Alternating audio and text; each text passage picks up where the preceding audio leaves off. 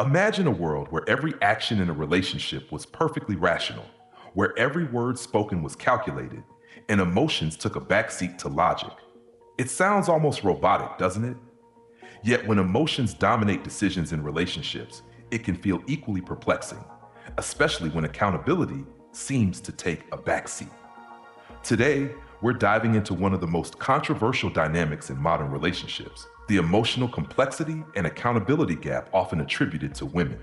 Truth or stereotype? The emotional lens in relationships. Relationships are inherently emotional landscapes, built on feelings of love, trust, and vulnerability. For many, emotions are the driving force that adds depth and meaning to connections. Women, in particular, are often socialized from an early age to prioritize emotional expression, empathy, and nurturing behaviors. Society frequently associates women with heightened emotional sensitivity, but this doesn't mean men are less emotional. It's simply that they are often encouraged to express emotions differently. From joy to frustration, emotions are the language of connection. However, this emotional focus can sometimes lead to decisions made in the heat of the moment, particularly during conflict. For instance, when emotions run high, rational thinking might take a back seat to immediate feelings of hurt or anger. This dynamic isn't unique to women, but it is often more visible in their interactions due to how emotions are valued and expressed. Psychologists suggest that these patterns stem from a blend of nature and nurture. Biologically, women are thought to process emotional experiences more intensely due to differences in brain structure, such as greater activity in the amygdala, which governs emotional responses. Culturally, they are often encouraged to lean into these emotions, reinforcing the idea that their feelings are central to their identity. But why does this emotional lens sometimes appear to conflict with accountability? It might not be about an unwillingness to take responsibility, but rather about how emotions can cloud clarity. When someone is deeply hurt or angry, acknowledging their own role in a problem can feel secondary to expressing those feelings. Yet, understanding this dynamic isn't about excusing behaviors, but about recognizing the deep interplay between emotions and actions in relationships. By unraveling these layers, we see that emotions aren't a weakness. They're a fundamental part of what makes relationships thrive. The challenge lies in finding the balance between honoring feelings and holding space for accountability, regardless of gender. The concept of accountability. Accountability is one of the cornerstones of healthy relationships, yet it's also one of the most misunderstood and overlooked aspects. At its core, accountability is the ability to own one's actions, words, and decisions, even when the outcomes aren't favorable.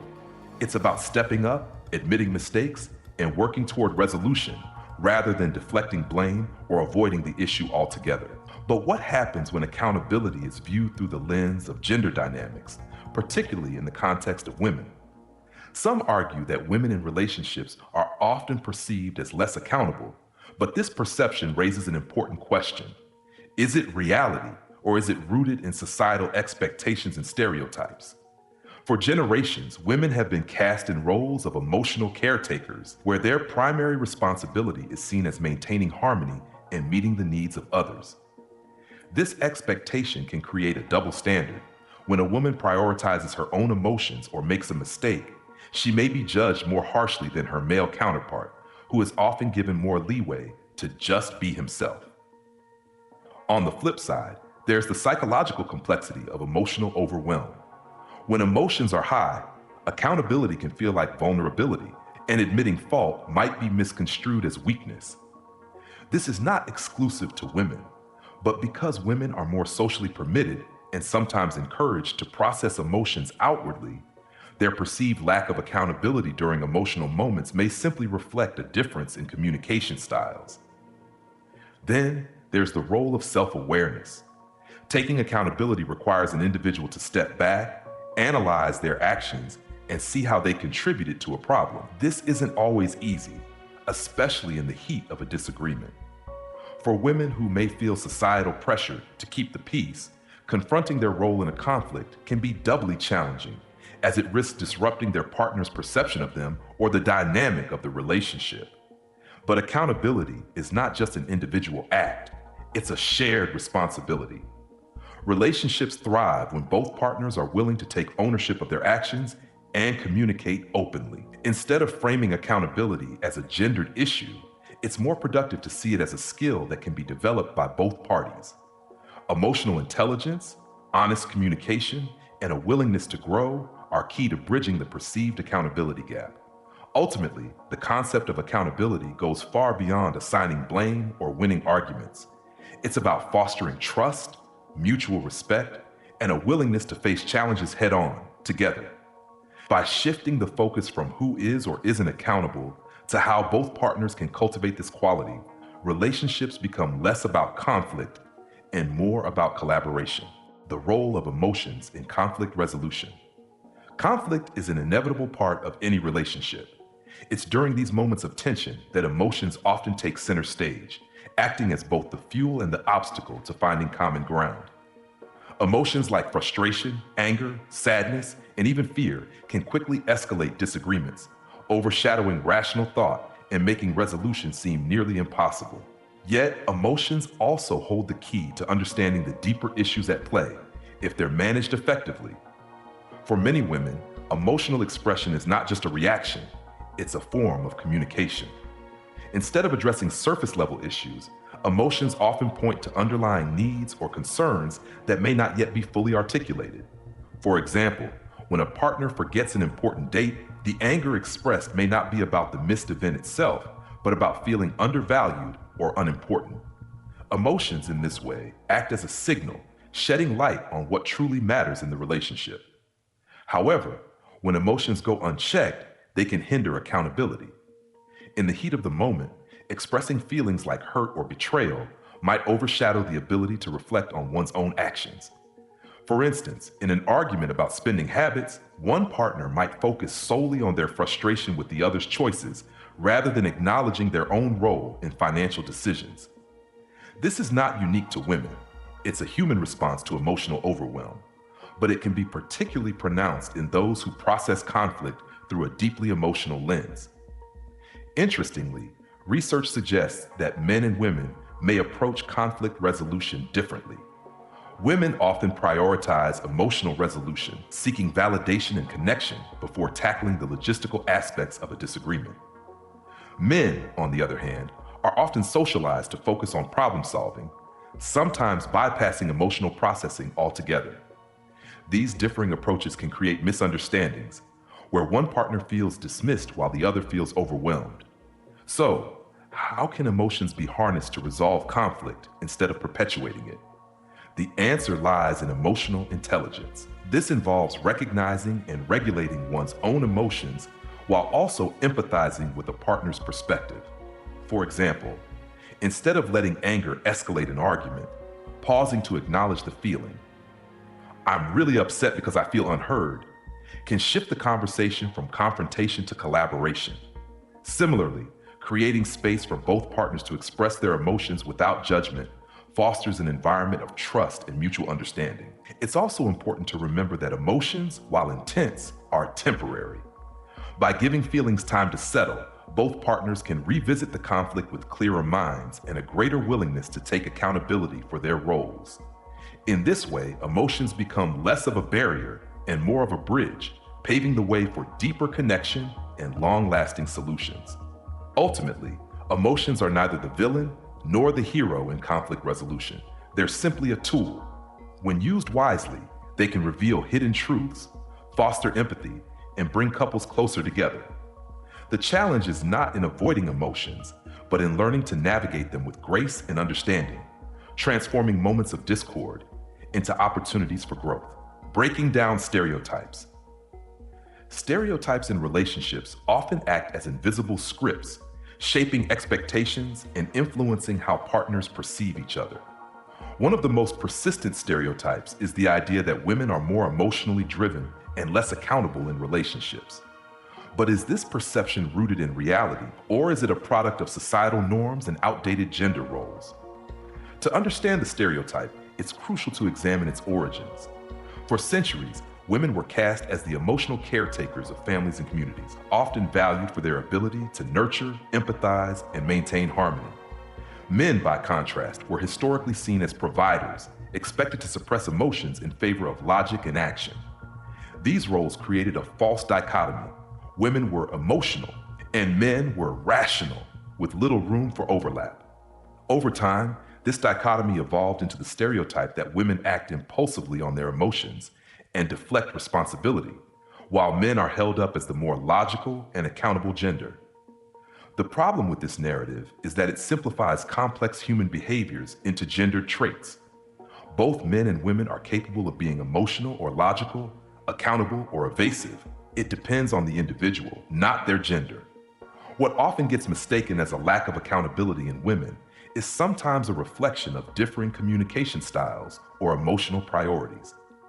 For example, a woman expressing frustration in a disagreement may be perceived as avoiding accountability when, in reality, she is processing her emotions before addressing the root issue. Research on conflict dynamics suggests that women are more likely to use emotional expression as a way to seek connection and resolution. This can sometimes be misinterpreted as deflection or overreaction, especially in relationships where partners communicate in different ways. Men, who may have been socialized to focus on solutions rather than emotions, might see this expression as avoidance, perpetuating the stereotype. On the flip side, women might view a partner's more reserved approach as dismissive or unengaged, creating a cycle of misunderstanding.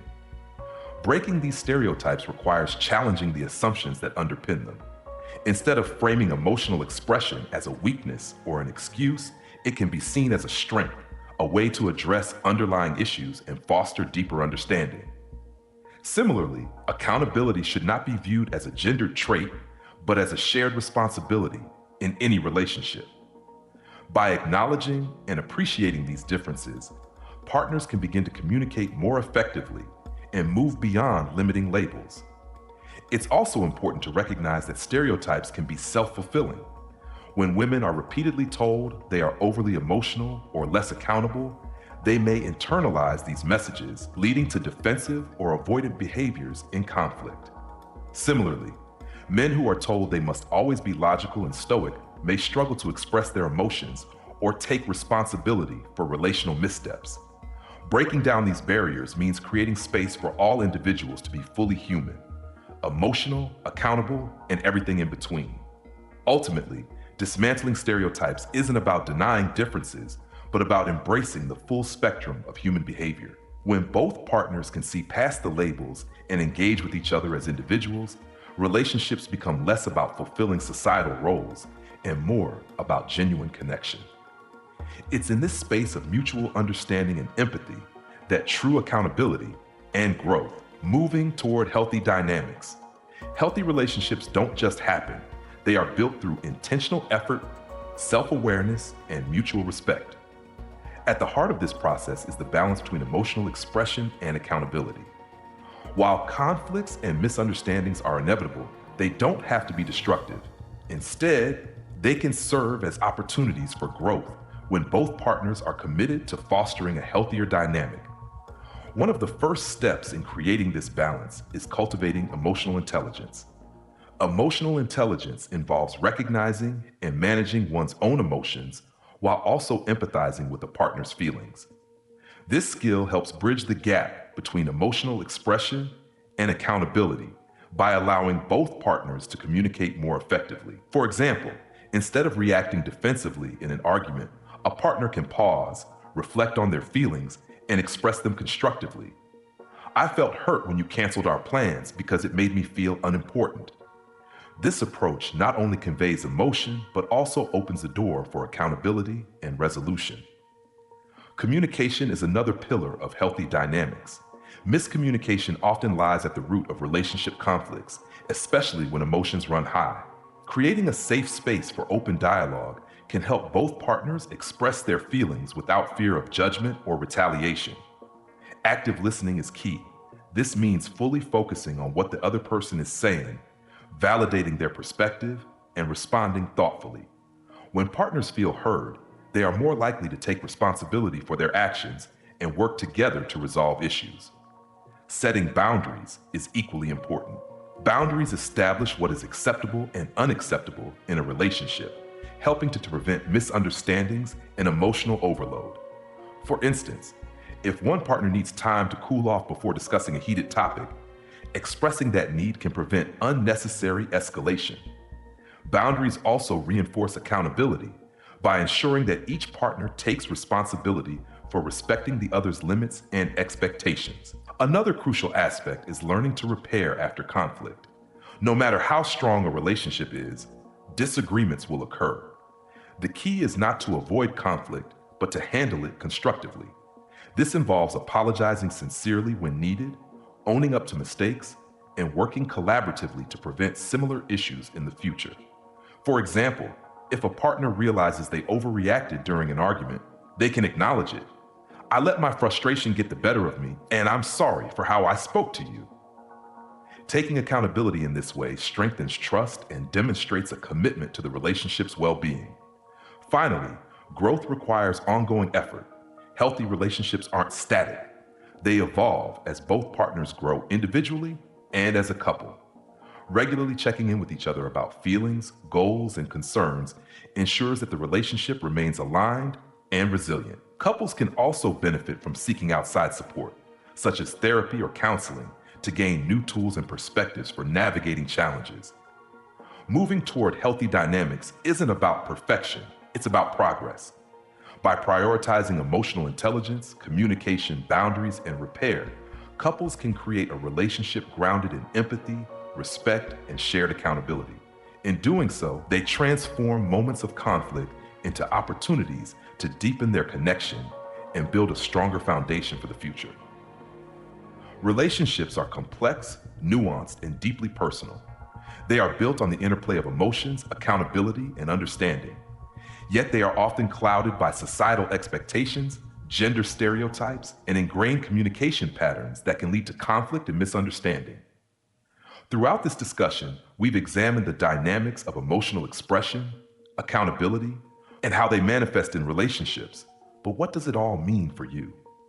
Perhaps the most important takeaway is this: relationships are not about perfection. They are about learning, growing, and navigating life together. Every relationship faces moments of discord, but those moments don't have to define it. Instead, they can become opportunities to deepen connection, build trust, and foster mutual respect. Emotions, while sometimes overwhelming, are not the enemy. When embraced with self-awareness and empathy, they can become the very tools that strengthen bonds and pave the way for healing. Accountability, too, is a cornerstone of healthy dynamics. But it's not about assigning blame or winning arguments. It's about taking responsibility for one's actions and recognizing how they impact the relationship. It's about owning mistakes, making amends, and showing a commitment to growth. When both partners approach accountability as a shared value rather than a point of contention, the relationship becomes a safe space where honesty and vulnerability thrive. Breaking down stereotypes is an essential part of this journey. It's easy to fall into patterns shaped by societal norms, whether that's the expectation for women to be emotional or for men to suppress their feelings. But these stereotypes don't capture the full picture of who we are as individuals. By challenging these assumptions and approaching each other with curiosity and compassion, partners can create relationships that are authentic and free from limiting labels. So as we close, consider this. What role do you play in your relationships? How do you balance your emotions with accountability? Are there stereotypes or patterns you've internalized that might be holding you back? These aren't questions with simple answers, but reflecting on them can open the door to deeper self-awareness and healthier connections. Relationships are not about getting everything right all the time. They are about showing up, being present, and committing to the process of understanding each other. When both partners take the time to nurture emotional intelligence, embrace accountability, and communicate openly, they build a foundation that can weather any storm. In the end, the journey of love and connection is as much about discovering ourselves as it is about understanding our partners. It's about finding harmony in the give and take, the push and pull, and the moments of stillness in between. And when we do, we create something truly remarkable, a relationship that not only survives, but thrives.